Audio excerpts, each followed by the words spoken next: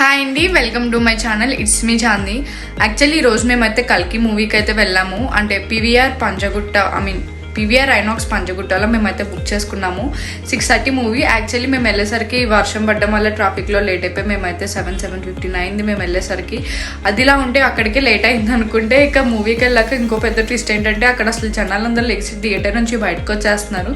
ఏంటా చూస్తే లిటరలీ అక్కడ మూవీ థియేటర్లో పైనుంచి వర్షం పడుతుంది. లిటరలీ వాన చినుకులు దారలాగా వాటర్ ఫాల్ లాగా అయితే పడుతుంది. లిటరలీ చూసి షాక్ అయ్యామన్నమాట. ఆ వీడియోస్ కూడా నేను నా ఛానల్ ఈ వీడియోలోనే వాయిస్ అయ్యాకైతే వస్తుంది.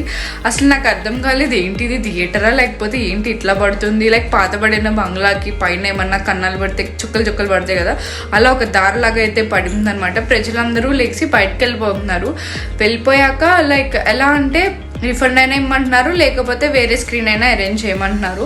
ఏదో ఒక ఆల్టర్నేటివ్ చూపించమంటున్నారు. ఎందుకంటే అంత కష్టపడి అంత దూరం వచ్చారు కదండి అందరూ.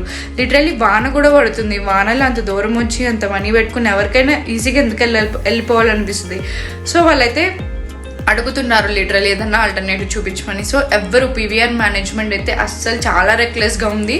అస్సలు సరిగ్గా రెస్పాండ్ అవ్వలేదన్నమాట. ఏదో కేర్లెస్గా చాలా రెక్లెస్గా బిహేవ్ చేశారు.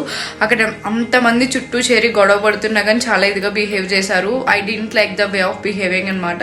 సో అలా గొడవ పెద్దదవుతుంది. ఎవరు తగ్గట్లేదు. ఎందుకు తగ్గుతారు? ఎవరైనా లిటరలీ వాళ్ళ మనీ అది. సో ఎవరైనా ఎందుకు తగ్గుతారు? ఇక పోలీసులు అయితే ఎంటర్ అయ్యారనమాట. పోలీసులు ఎంటర్ అయ్యారు కూడా జనాలు ఎవరు తగ్గలేదు. లిటరల్లీ అక్కడ ఏం జరిగిందో చెప్పారు, మేనేజ్మెంట్ ఎలా బిహేవ్ చేసింది ఏంటని చెప్పారు. సో పోలీసులు ఇంకా ఏం చేశారంటే రీఫండ్ ఇప్పిస్తామని అయితే చెప్పి దగ్గరుండి పోలీస్ మేనేజ్మెంట్ అయితే రీఫండ్ ఇప్పించారు. అదైతే చాలా మంచి విషయం అనమాట. లైక్ వాళ్ళే అక్కడ ఉండి అందరికీ రీఫండ్ ఇప్పించి అయితే వెళ్ళారు.